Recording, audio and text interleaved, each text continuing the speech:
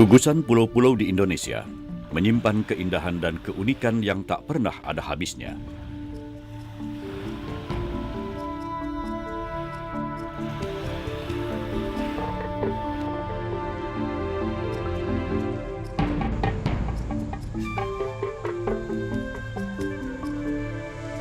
Selama ribuan tahun, pulau-pulau ini menjadi surga bagi flora dan fauna endemik.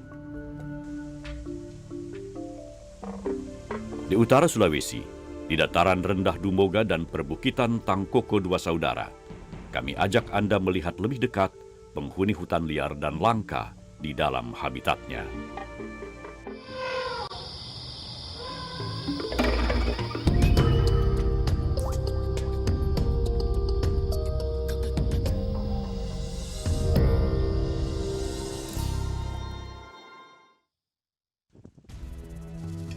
Sulawesi, pulau yang dahulunya terkenal dengan nama Celebes, adalah pulau terbesar keempat di Indonesia. Garis pantai membentang sepanjang 6.000 km mengelilingi dataran Pulau Sulawesi dan pulau-pulau besar lainnya. Di sebelah barat, Sulawesi berbatasan dengan Kalimantan dan dengan Kepulauan Maluku di timurnya. Sementara di utaranya, ia berbatasan dengan Filipina dan Laut Flores di selatannya. Sulawesi memiliki banyak semenanjung yang membuatnya menjadi ciri khas pulau terbesar ke-11 di dunia ini.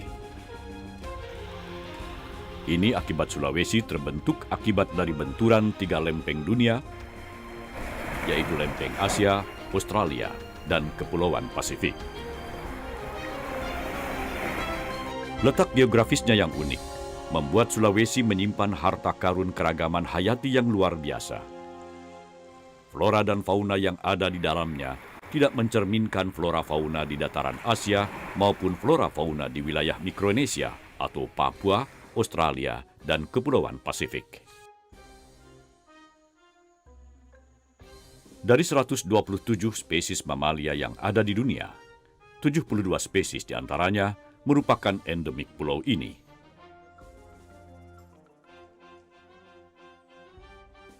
Tak heran jika para ilmuwan menjadikannya surga untuk melakukan penelitian menggali kehidupan flora fauna yang hanya ada di dalam Sulawesi. Ya, Sulawesi ini memiliki sejarah geologi yang unik. Jadi dia merupakan perpaduan antara daerah bioregion namanya Oriental sama Australasia. Nah, Oriental itu ya berpusat di Asia, Australasia tentu Australia. Nah, tempat ini merupakan daerah konflik geografi. Di sini dapat berpadunya secara geologi dia bervariasi dan kemudian dalam waktu yang panjang dia juga berubah menjadi tempat hidup untuk beraneka ragam makhluk hidup yang ada di sini, baik itu di darat maupun di laut. Jadi itu uniknya ekosistem yang ada di Sulawesi itu mensupport begitu banyak keanekaragaman hayati yang ada di atasnya. Keanekaragaman hayati yang begitu tinggi dikarenakan Sulawesi memiliki beragam jenis hutan. Hasil studi pada tahun 2008 menunjukkan bahwa Sulawesi memiliki 14 jenis hutan, mulai dari hutan pegunungan hingga hutan bakau terhampar di seluruh penjuru pulau. Fenomena Sulawesi inilah yang menarik penjelajah dan ilmuwan terkenal Inggris Alfred Russel Wallace pada tahun 1854. Hasil penelitiannya lah yang kini menjadi pedoman dasar para peneliti untuk menjelajah dan mempelajari keanekaragaman hayati di Nusantara hingga saat ini.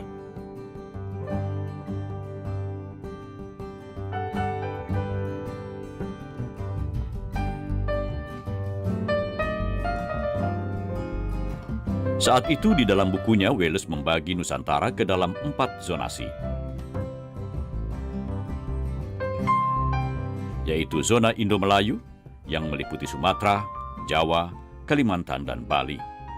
Zona Timor meliputi Nusa Tenggara Barat dan Nusa Tenggara Timur. Kemudian zona Maluku yang terdiri dari Maluku dan Papua. Dan zona Celebes yang hanya terdiri dari Pulau Sulawesi saja.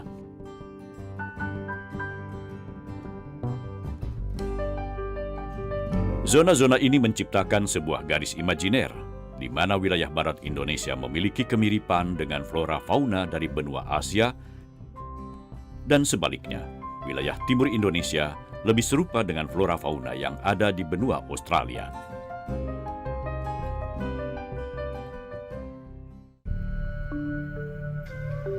Kebanyakan pulau di Indonesia terbentuk akibat patahan dari benua Asia atau Australia. Namun berbeda dengan Sulawesi, ia terbentuk dari proses endogen, yaitu proses yang terjadi karena adanya pengangkatan dari dalam perut bumi.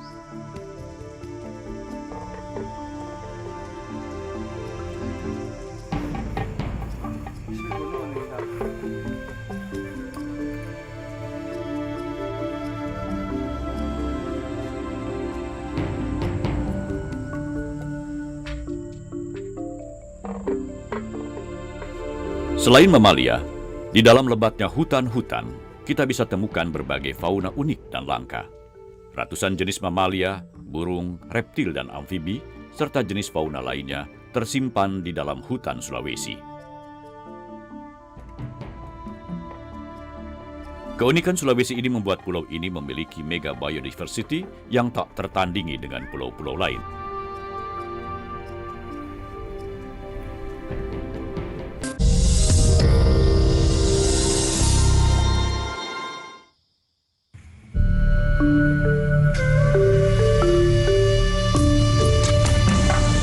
Kilometer di sebelah barat kota Manado, kita bisa menjumpai satu wilayah yang terkenal karena keunikan fauna dan hutannya.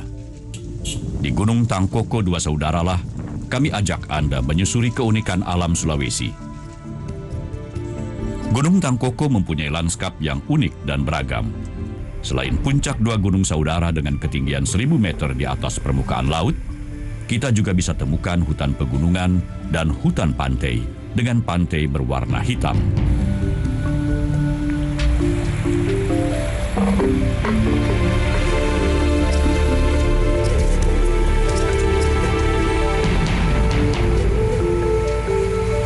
Dahulu banyak hewan khas Sulawesi dapat kita jumpai di hutan Tangkoko. Namun akibat perburuan liar dan rusaknya habitat, kini satwa tersebut hilang tak berbekas.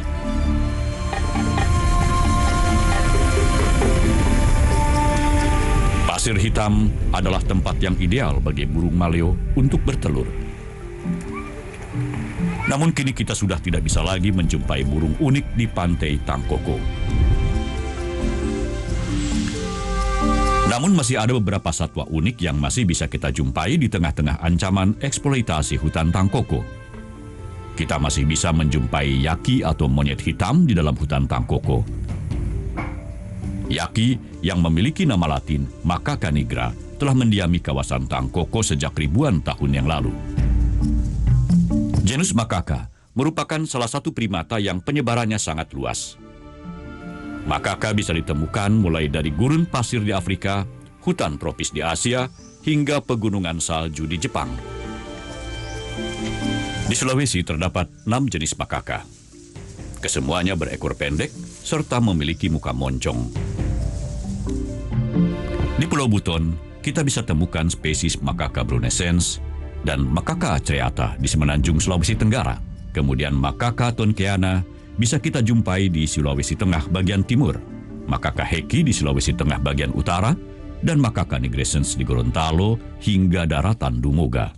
Sementara Macaca nigra hanya ada di ujung utara Sulawesi. Di antara 6 jenis macaca yang ada di Sulawesi, yaki adalah macaca paling terancam populasinya. Perburuan adalah sumber masalah berkurangnya jumlah yaki di Tangkoko. Yaki menjadi santapan khas dalam perayaan pesta masyarakat Minahasa, dan harga jual daging yaki terkenal mahal. Sehingga tak heran ia menjadi buruan utama. Keunikan dan keterancaman yaki membuat salah satu lembaga konservasi internasional mendirikan sebuah stasiun penelitian di pinggir pantai Tangkoko.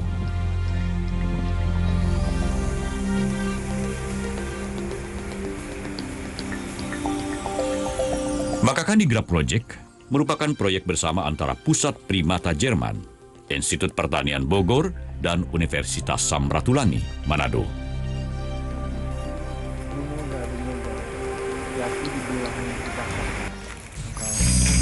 Tujuan utama proyek ini untuk mempelajari ekologi, biologi, reproduksi, dan sistem sosial yaki di habitat alam mereka.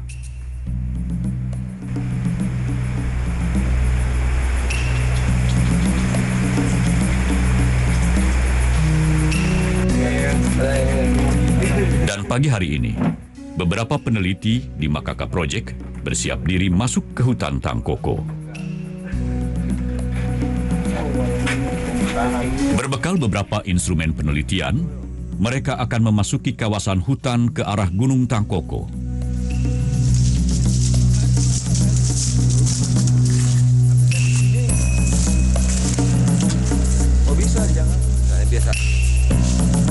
Ogik yang juga bertindak sebagai manajer peneliti adalah pimpinan rombongan ini.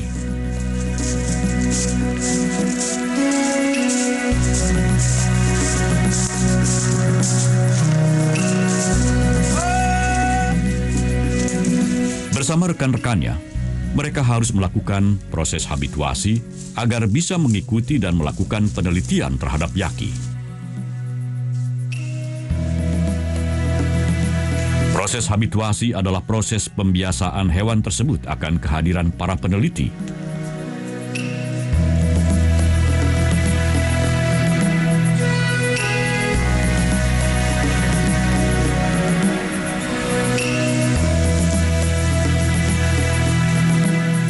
Salah satunya adalah menggunakan pakaian yang sama setiap hari selama melakukan penelitian.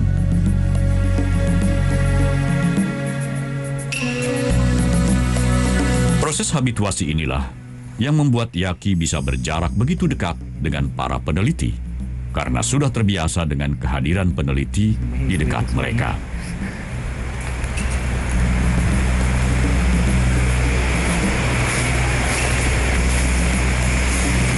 Yaki hidup secara berkelompok. Besar kelompoknya antara 5 sampai 10 ekor dengan satu kelompok terdiri atas beberapa pejantan dan banyak betina dewasa, dengan perbandingan satu pejantan untuk 3 ekor betina.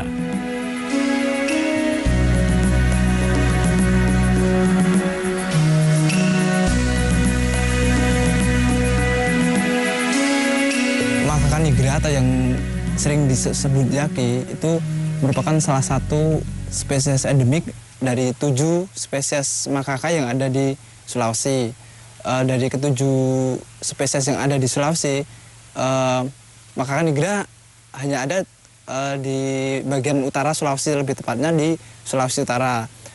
Secara morfologi, Makaka nigra dia mempunyai perbedaan apabila dibandingkan dengan spesies makaka yang lain. Terutama tentang warna, dia mempunyai rambut yang hitam, mulai dari kepala sampai kaki. Kemudian untuk Makaka nigra sendiri, dia sama seperti ke-6 spesies lainnya. Maksud saya ke-6 spesies yang ada di Sulawesi, dia mempunyai ekor yang sangat pendek. Salah satu ciri khas yaki lainnya adalah bantalan kulit berwarna merah muda pada pantatnya. Ini tentunya sangat kontras dengan seluruh rambut tubuhnya yang hitam mengkilat.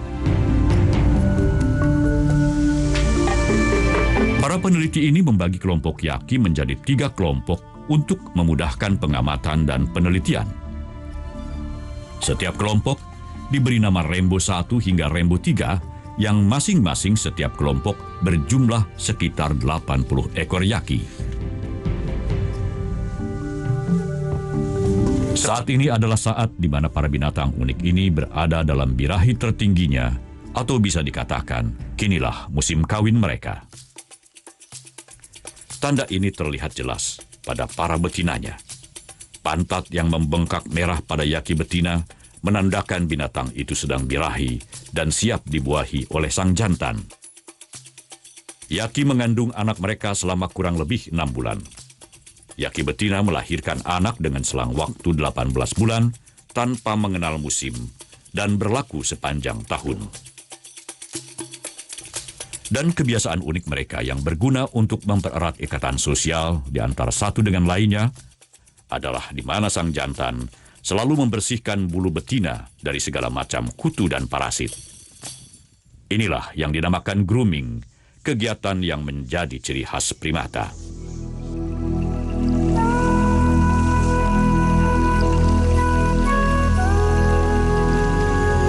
Keunikan tingkah laku Yaki ini semuanya bisa terekam di antara pohon-pohon lebat di Tangkoko yang menjadi benteng pertahanan terakhir Yaki di Pulau Sulawesi.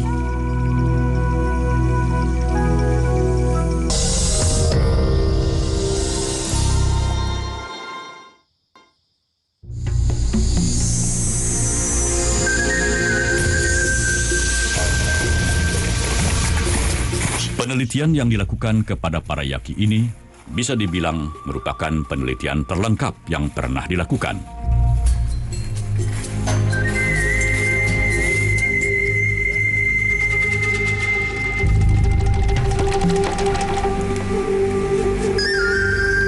Titik berat yang akan dilakukan oleh para peneliti kali ini adalah melakukan sebuah percobaan untuk mengetahui hormon stres pada Yaki.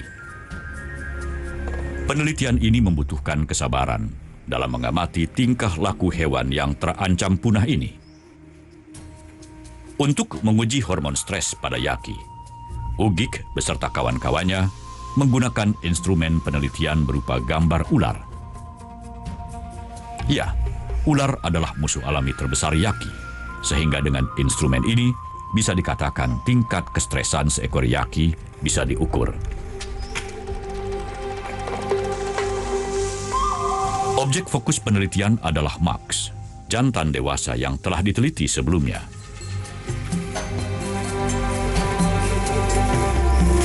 Gambar ular akan ditunjukkan secara tiba-tiba dan peneliti akan melihat bagaimana Max bereaksi terhadap hal tersebut.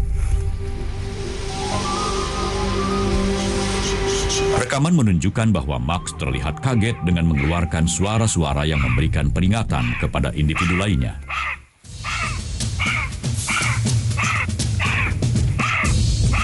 Untuk mengetahui hormon Yaki ketika mengalami stres, peneliti mengambil sampel kotoran. Dari sampel ini akan terlihat perkembangan hormon dan gen pada Yaki.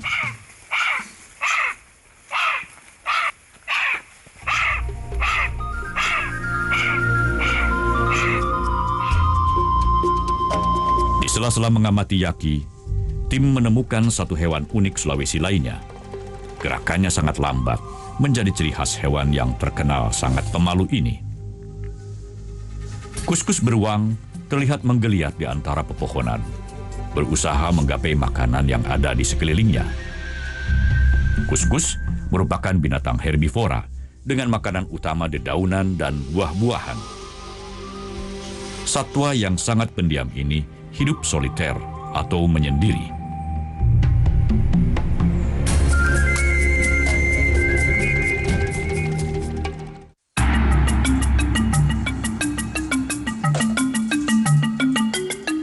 Kegiatan para peneliti Yaki tidak berhenti di malam hari. Di stasiun penelitian Makaka Nigra Project, setiap malamnya, Ugik melakukan olah data yang didapat dari hasil penelitiannya selama sehari penuh. Kotoran yang diambil akan disimpan setelah melalui beberapa proses pengawetan. Proses pengolahan data di lapangan terus dilakukan untuk memberikan laporan yang cermat serta menjadi landasan pengolahan data selanjutnya.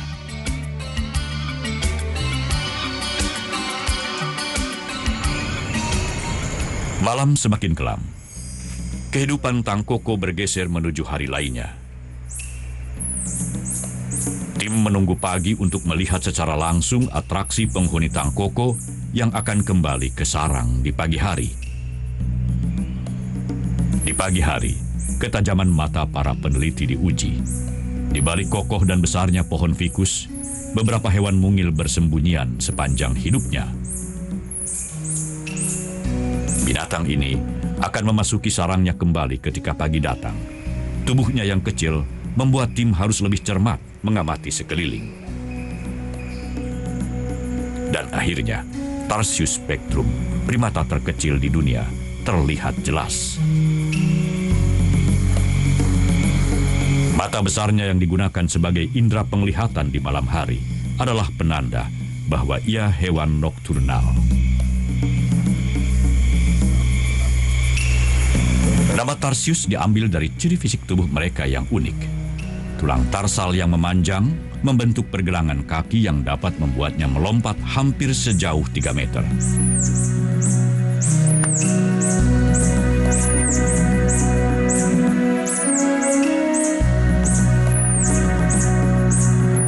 Panjang kepala dan tubuh Tarsius hanya sekitar 10-15 cm.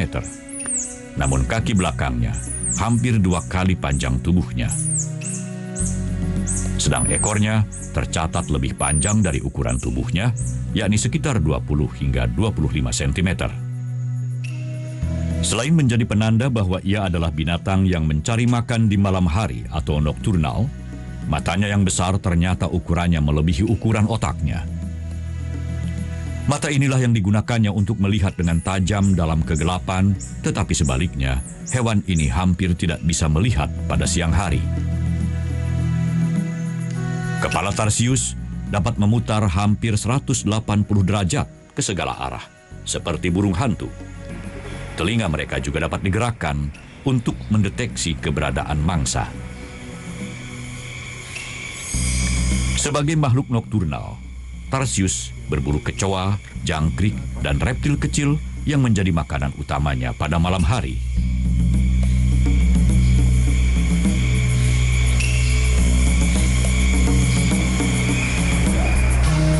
Tarsius menghabiskan sebagian besar hidupnya di atas pohon. Mereka menandai pohon tidurnya dengan urin. Hewan ini bahkan tidur dan melahirkan dengan terus bergelantung pada batang pohon.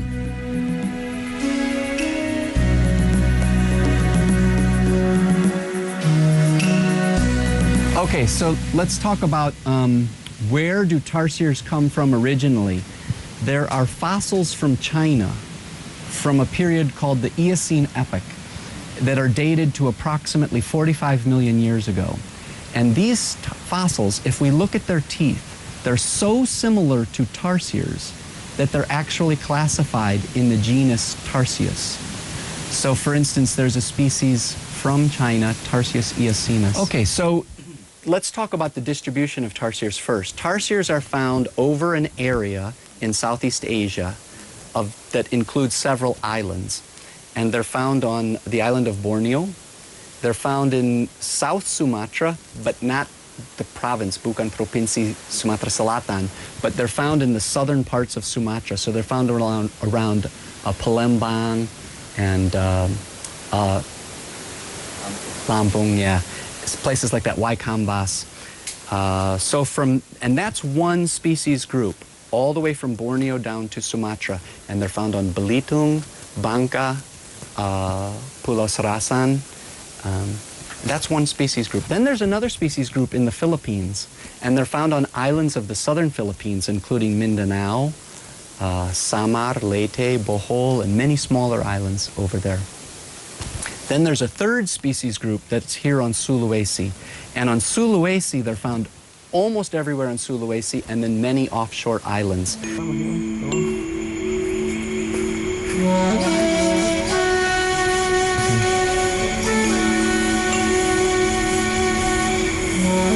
Populasi Tarsius yang hidup di hutan-hutan Sulawesi diperkirakan hanya tinggal 1.800 ekor. Populasinya menurun drastis jika dibandingkan 10 tahun lalu, di mana jumlahnya masih berkisar 3.500 ekor. Selain habitatnya yang kian hari kian berkurang, perburuan satwa langka ini untuk dijual di pasar hewan ilegal membuat hewan ini dalam kondisi yang mengkhawatirkan.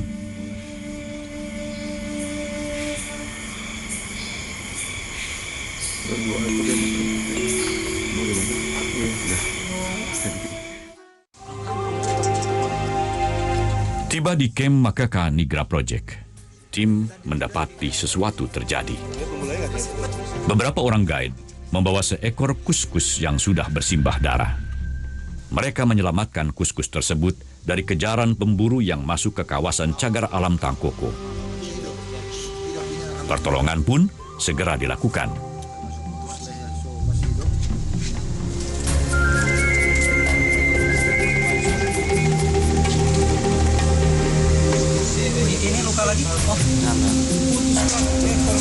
Inilah potret kecil bagaimana perburuan liar selalu mengancam hewan-hewan endemik Indonesia.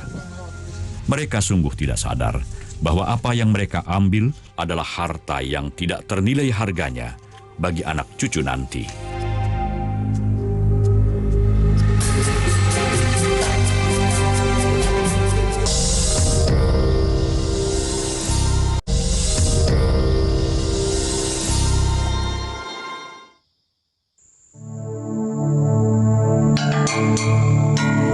Hari masih gelap saat tim meninggalkan Tangkoko menuju tempat lain yang juga menyimpan kekayaan fauna endemik Sulawesi.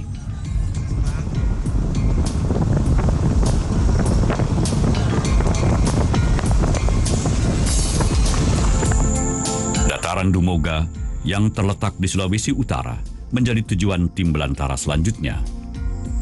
Membentang dari arah Koto Mobagu hingga menuju arah Gorontalo, sebuah lembah subur bersebelahan langsung dengan Taman Nasional Bogani, Wartabone.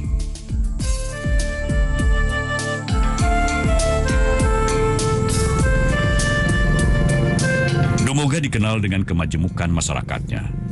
Selain suku Minahasa asli, Dumoga juga menjadi tempat tinggal bagi masyarakat Jawa, Sumatera, dan Bali yang melakukan transmigrasi dan mendapatkan kehidupan yang lebih baik.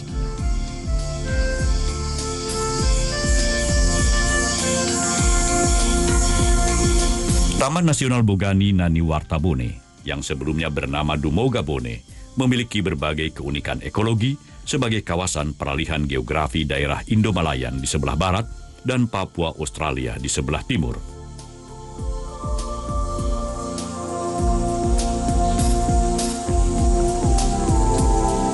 Tujuan tim pertama kali adalah menjelajah Bukit Lingua yang masuk dalam kawasan Taman Nasional Bogani Nani Wartabone.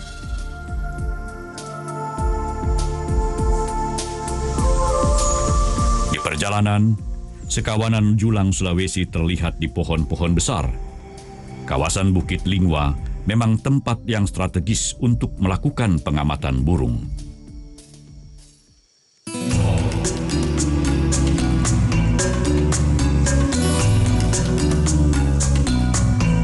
Dibandingkan negara lain, keanekaragaman burung rangkong atau enggang di Indonesia sangat tinggi.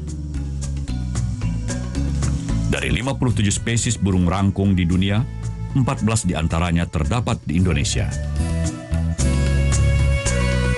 Keanekaragaman burung rangkong itu makin terasa, lantaran 3 jenis diantaranya adalah endemik Indonesia yang tidak terdapat di negara lain, termasuk jenis julang Sulawesi ini.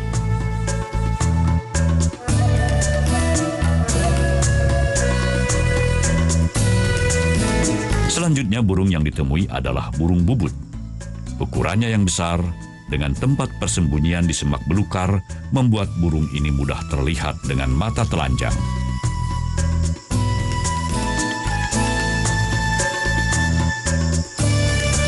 Dengan tubuh berwarna coklat dan ekor yang kemerahan, membuatnya tampak kontras di sekitar alang-alang.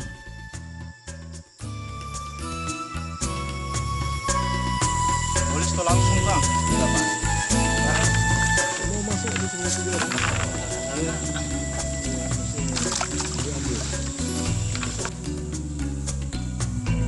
Taman Nasional Bogani Nani Wartabone ditandai dengan gerbang awal saat memasuki Bukit Lingua.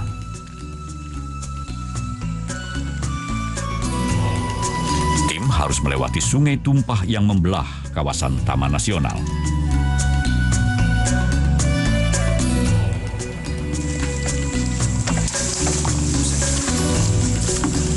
Pakai lagi tuh.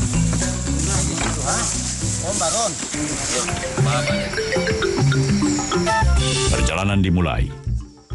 Pohon-pohon tinggi menjulang dengan medan yang menanjak. Pemandangan yang mengantar kami menuju air terjun Sungai Tumpah. Bersama Max Lela, polisi hutan Taman Nasional, tim mencoba menemukan pesona burung Sulawesi di Taman Nasional Bogani. Max Lela menunjukkan satu tipe tanaman yang memenuhi hutan Bogani, yaitu pohon bambu yang berbeda dengan bambu-bambu yang dikenal masyarakat pada umumnya.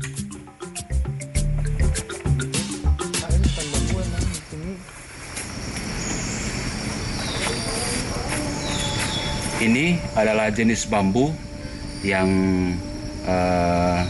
endemik di kawasan Taman Nasional Bogani Nani Wartabone, karena bambu ini sedikit beda dengan jenis-jenis bambu yang lain. Ini jenisnya atau menurut orang lokal bambu ikan, jadi bambusa sp, dan banyak kegunaan yang diberikan oleh bambu ini karena selain kulitnya tipis dan banyak kegunaan bagi masyarakat lokal. Di samping membuat nasi bambu, nasi jahe, juga digunakan untuk memasak ikan di acara-acara tertentu untuk masyarakat lokal.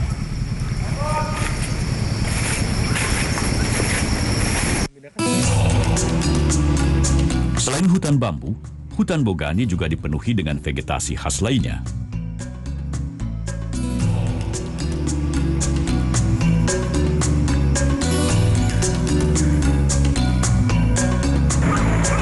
Perjalanan menuju air terjun masih jauh, namun keindahan Sulawesi yang tersohor hingga seluruh penjuru dunia kini dapat kita saksikan.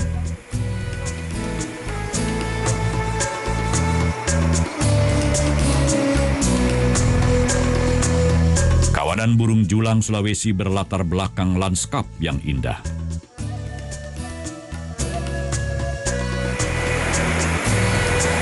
Setelah menempuh perjalanan sekitar 4 jam, air terjun Sungai Tumpah di depan mata.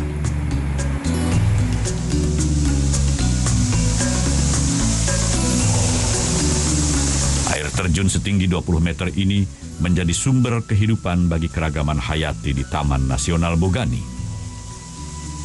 Di sekitar air terjun, terlihat primata endemik Sulawesi lainnya. Macaca nigrition merupakan primata yang berkerabat erat dengan yaki yang ada di Tangkoko. Raut mukanya sama dengan babon yang ada di Afrika. Dengan jumlah 20 individu per kelompoknya, Macaca nigrition mendiami daerah sekitar air terjun Sungai Tumpah.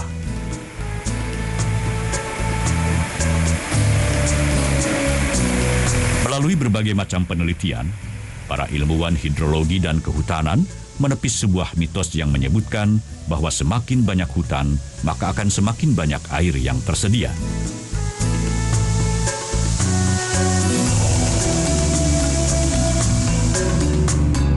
Sebuah penelitian mengenai air dan hutan menunjukkan, jika hujan jatuh di hutan, sebagian air tersebut akan tertahan oleh tajuk hutan. Proses tertahannya air di permukaan tanaman disebut proses intersepsi. Hanya sebagian air hujan saja yang jatuh ke tanah. Air hujan yang tertahan oleh tajuk pohon akan menguap kembali ke udara.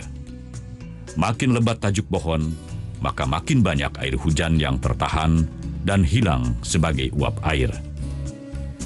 Seperti makhluk hidup lainnya, pohon juga berkeringat. Proses ini disebut sebagai evapotranspirasi. Adanya intersepsi dan evapotranspirasi, sebagian air hilang, menguap. Namun dengan adanya hutan, permukaan tanah menjadi tertutup serasah dan humus.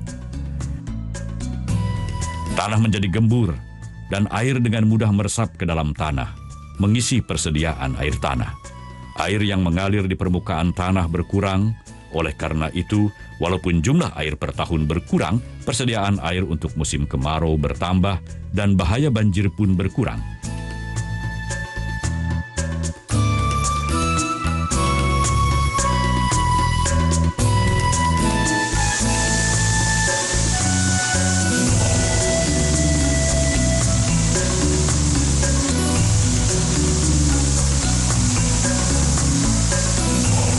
Aliran air terjun Sungai Tumpah menembus bebatuan sungai, mengalir jauh hingga hilir, menjadi tempat bermainnya bocah-bocah lembah Dumoga bermain di kala senja.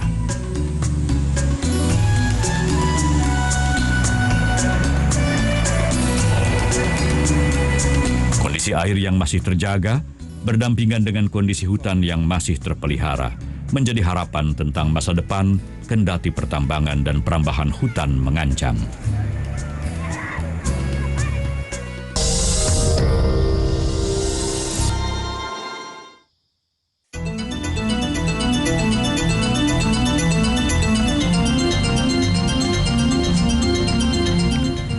Pertengahan bulan di Desa Tambun Dumoga, Kabupaten Bolaang, Mongondo. Kesibukan terlihat jelas di Pasar Imandi.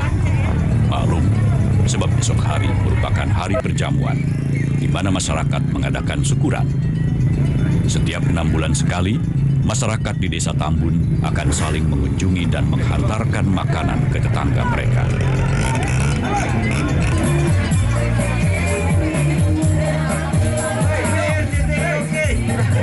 Di tengah ramainya pasar, terlihat beberapa lapak yang menyita perhatian.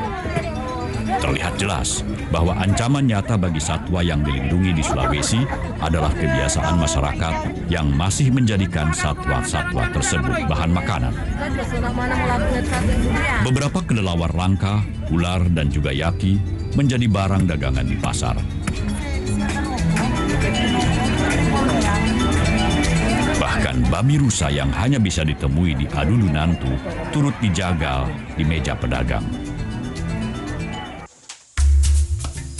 Namun tidak jauh dari Pasar Imandi, terdapat sebuah tempat konservasi bagi burung endemik Sulawesi yang menjadi ikon Sulawesi Tengah, burung maleo.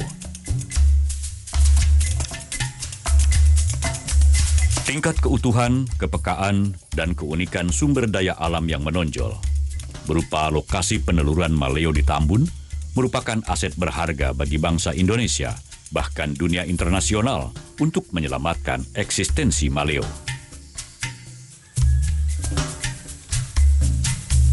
Burung maleo yang memiliki nama ilmiah Macrocephalon maleo memiliki ciri khas. Selain bulunya yang berwarna hitam legam, kulit di sekitar matanya berwarna kuning, dan iris mata berwarna merah kecoklatan, serta kakinya yang berwarna abu-abu. Selain itu, paruhnya yang berwarna jingga dan bulu sisi bawah berwarna merah muda keputihan menambah cantik burung unik ini. Burung jantan dan betina memiliki ciri-ciri fisik serupa. Namun, biasanya betina berukuran lebih kecil dan berwarna lebih kelam dibanding burung jantan. Salah satu keunikan maleo adalah karena ia hewan monogami yang setia pada pasangannya. Burung jantan akan memilih betinanya dan tidak akan berganti pasangan seumur hidupnya. Keunikan lainnya adalah, meskipun tergolong jenis unggas dan memiliki sayap yang panjang, maleo jarang sekali terlihat terbang. Maleo tercatat lebih banyak menghabiskan waktunya untuk mencari makan di lantai hutan. Tidak semua tempat di Sulawesi bisa kita temukan maleo. Sejauh ini, ladang peneluran hanya ditemukan di daerah yang memiliki sejarah geologi berupa panas bumi. Maleo bersarang di daerah pasir yang terbuka, daerah sekitar pantai, gunung berapi, dan daerah-daerah yang hangat dari panas bumi.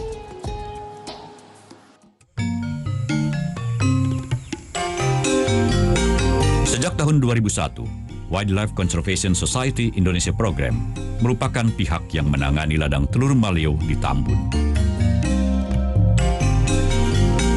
David, Max, Abu, dan Ramoy berencana untuk melakukan kegiatan rutin di Pusat Konservasi Maleo.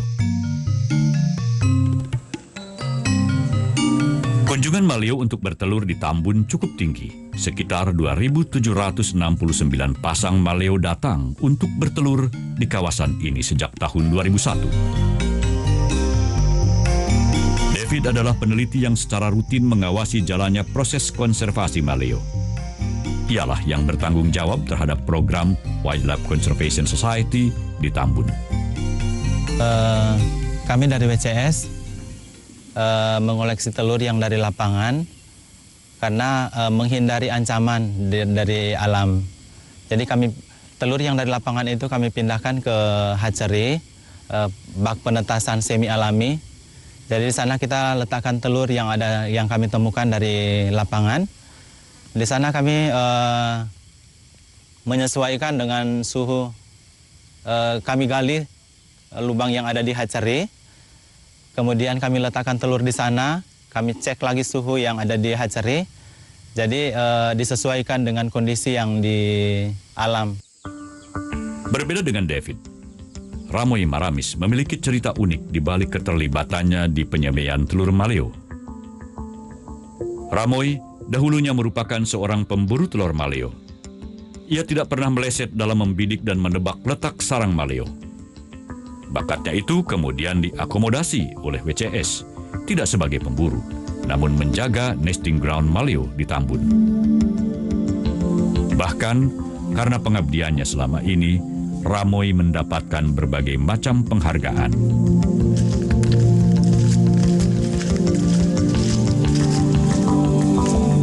Di jalur yang kami lewati terlihat beberapa sumber air panas. Kawasan ini memang dikenal menyimpan panas bumi yang tinggi. Inilah yang membuat kawasan Tambun strategis untuk tempat penetasan telur maleo.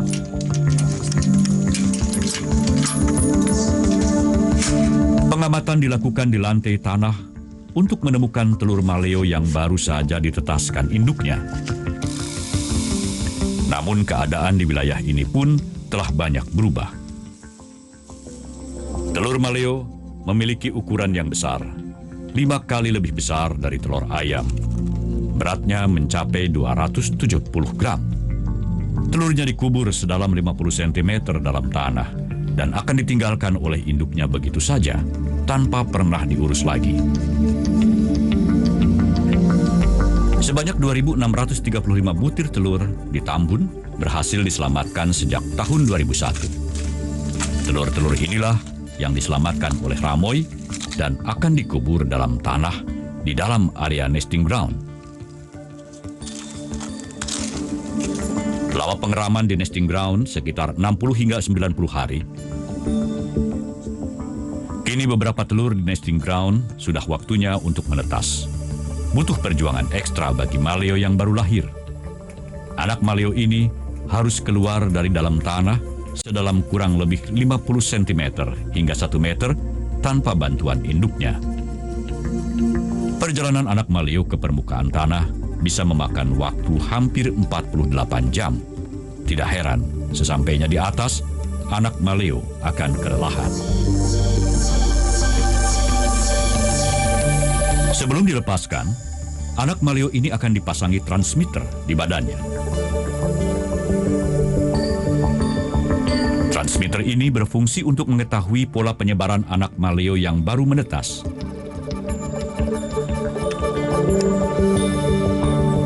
Setelah semua terpasang dengan baik, anak maleo ini siap dilepas liarkan.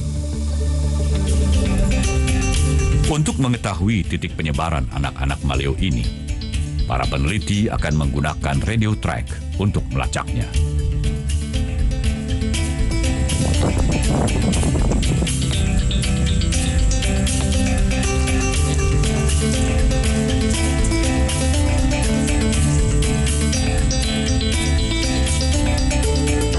Usaha konservasi ini terus berlangsung sampai sekarang. Setiap telur yang berhasil diselamatkan memberikan harapan baru bagi keberlangsungan satwa langka ini.